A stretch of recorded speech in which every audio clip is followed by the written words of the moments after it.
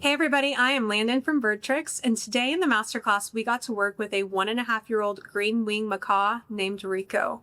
We were really just going to work with Rico on Step Up. It seems super basic, but with a species that is that intimidating and a beak that size, it can actually be pretty scary for most people.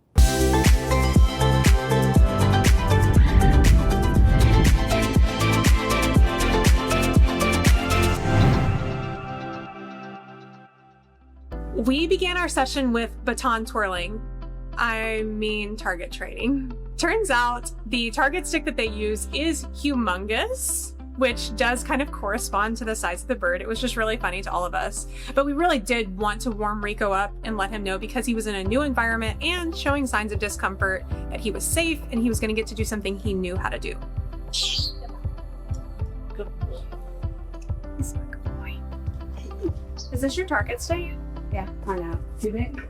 Hey, it doesn't matter the size. If it works, it's great. It works. Do you want to cue something kind of easy just to let him know that We're training. yeah. So that one.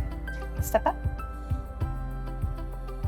So maybe it's just, this is a different environment, right? Right. So what's easy and, you know, not scary in one environment might be a little scary in another. So maybe a target. Touch. Come over here.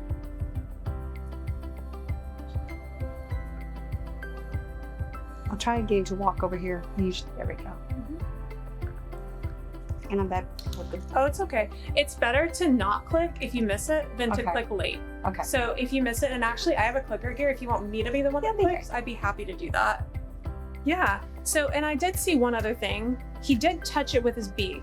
So when you target at home, what is the criteria for targeting? Touching it. Touch it just Yeah. in general. Okay.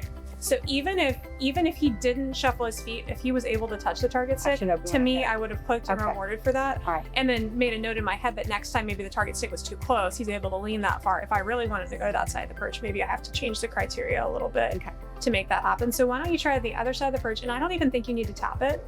Okay. I think just hold it still and I'll click for you. A couple tips and things that we got to work on with target training Rico were really just mechanics of target training. So the position in which she was holding the target stick really made it easy for him to sort of clamp down on it. It's really important when you're working with any parrot, and a macaw specifically, that you hold it far enough away that just the top mandible or the tongue can touch, but they can't get that bottom mandible or the bottom part of their beak involved where they can really chomp down. Another variable to consider is leaving the target stick up for too long. It can cause the bird to be a little bit confused if you want them to touch the stick again or if the behavior's all done. So it's really important to remember to lower that target stick and replace it with the treat at the end of the behavior. Cool. And then try to work on, after he touches the target, just moving it down. Oh. Because it's okay. He's just mindful of it because he's like, wait, do I need to touch it again? Yes, Right. Kind of watching. Let's pull out the target again. And then if you want to work on Step Up, I think we can work on it after he kind of understands what we're doing. Let's do one more target, but make sure you can't grab it. Imagine there's a string between the treat and his eyes, right? If I show him the treat, I can get him to kind of move. He's attached to the string right now. Okay. If I bring my hand in a certain proximity, the string is broken with this, right? He's not looking at this. He's now freaked out and paying attention to my hand. I want you to move at a much slower pace. Don't assume that because he did it before, he'll do it again here. So move at a super slow pace with which he's still looking at the treat. And that's how close I want you to get. And I just want you to pause. And it may be this far right now, right? But keep that straight. If you've got it way up here and your hand's way down here, like there's so many competing factors for what he should be paying attention to.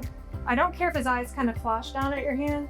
I don't want him moving down towards your hand, and I really would prefer his eyes to be on the treat when you're asking for the Step Up. Okay. And then we may need to, before you even get close to the bird, you may be this far where he's calm and he's looking at the treat, and you say, good, and you give him the treat and you move this hand away. Okay. Just to let him kind of relax, and then maybe next time we can try to get a little closer. So the goal is just to keep his eyes locked on the treat, not on your hand. Okay. Yeah, got it. Want to try? And I'll say good and stop you if you need to just get him the treat. So what's he looking at right now? The gray one. Okay, so maybe he needs to see the treat. Show it to him. Cool. Okay, now bring your other hand into the mix. Now move slowly. Good. Give it to him? Yeah. And then move your other hand out of the way. Cool. I think we're just gonna build up a little bit of trust that your hand's not gonna come right in, but also just kind of having to undo that behavior a little bit, because both times you went in to do it, his hand or his beak went right to your hand. Yeah, and I just like to clean it up a little bit. So let's try again. Let's see if you can get a little closer, but keep his attention on the treat. Attention's on the treat. Good job. Cool. Nice. This next time, I do think you can ask for the step up. And if he has success with this one, I think we may just kind of pause on a high note with him. Yeah. And just let him kind of process a little bit. Okay. Got the trees. Oh. So you gotta make sure he's interested and knows what's coming. Cool. Okay. Now come on in. Nice and slow. Hold it up higher. Higher. Okay. Well, I wouldn't go in further on that one. So, Go ahead, let him step back down. okay. Yeah, okay. So, Am I doing it wrong? well, I think what happened is you had his attention up here, Mm-hmm.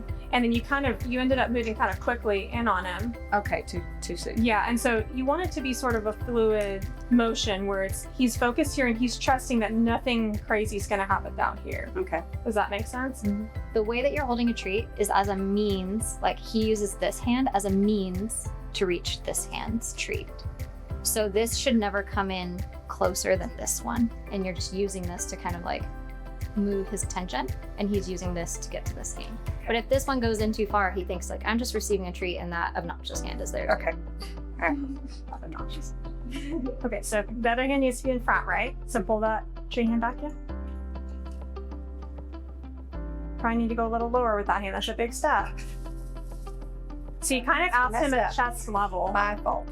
And it's so hard to be aware of your whole body when you're focused on 10 different things at once. So it totally makes sense. You're approaching it like this height above the perch. Okay. So you're like right at his chest where his beak is almost closer to you than his foot is. So my hand still isn't low enough. No. On this perch practice, like right here. Yeah. Okay. So you really are almost a full extension with your arm. You don't want to be below the perch. Stepping down is kind of tricky. He will need to look down to step down, probably. So yeah, just like slightly above where this little bar is, you're kind of aiming for the perch, Okay. not for his chest. So now just think you're aiming at the perch, and you're just kind of another perch low enough that he can just kind of shuffle step a foot on, where he doesn't have to get it real high, and potentially at that point maybe use his beak to just like leverage himself up a little bit. Okay. So he may not step up this time, but we're going to be real mindful of how high that hand is. Cool. Nice. Should I not give him the treat? No, that's fine. Okay. That's fine. He didn't look down. The behavior we're not looking for right now, we're trying to unwind, is him like looking down and putting his beak on your hand and kind of deciding that that's more reinforcing. What you did do though, is you gave him the treat and you just kept coming in. And he almost was like leaning back as he was accepting the treat. It's the hardest thing in the world to just hold Okay. and just wait. Right there, cool.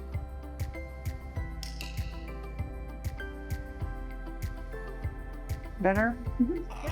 Now you can remove your hand. So what you can do in often cases after they hear the bridge or clicker, which he may not have established enough time with yet, but he's gonna get the picture, is you can ask for just a little bit further. So after I clicked, you kept going in to get it to him.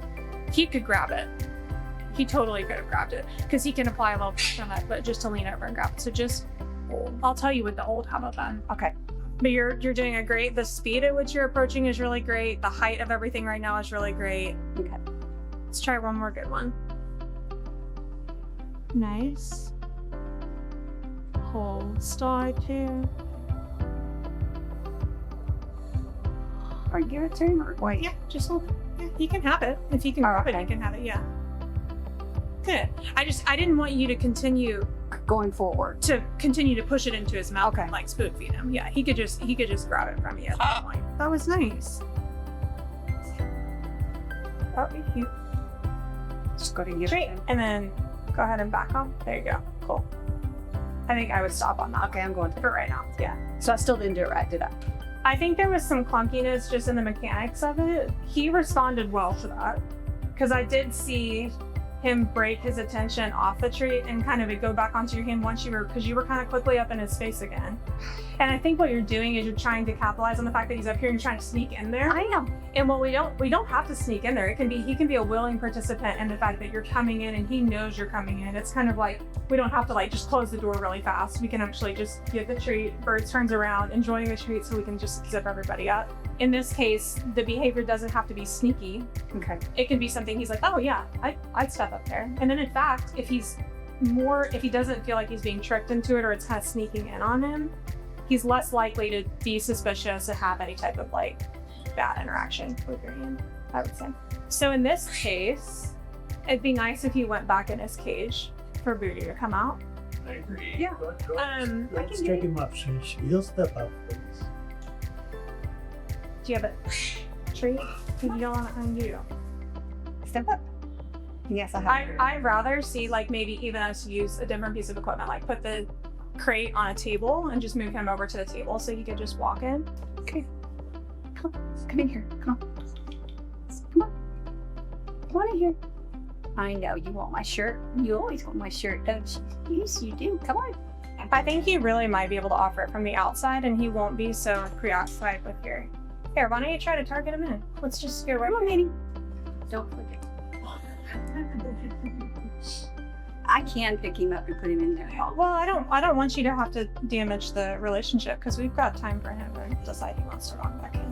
A trend that we saw this weekend in the classes was that the crating behaviors weren't really strong for many of the birds, which makes sense. Often the birds only go in their crates to go do scary things like go to the vet's office. So coming here, which is also a little bit intimidating, the birds were pretty reluctant to go back into their carriers after their session was over. And we know this and we plan for this. One of the things that people tend to experience in master classes is they all of a sudden feel rushed through no external pressure of ours, but they sort of put this pressure on themselves that their bird has to go back into the crate really quickly so the next person can get going.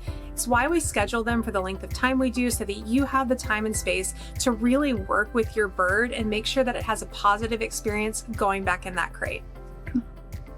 Come in. Come on. That one said, get in there. There we go. Good There job. we go. Good job. Good job. And maybe just tell us a little bit about kind of what you learned and what you're gonna go home and work on. Well, I learned I'm doing it wrong.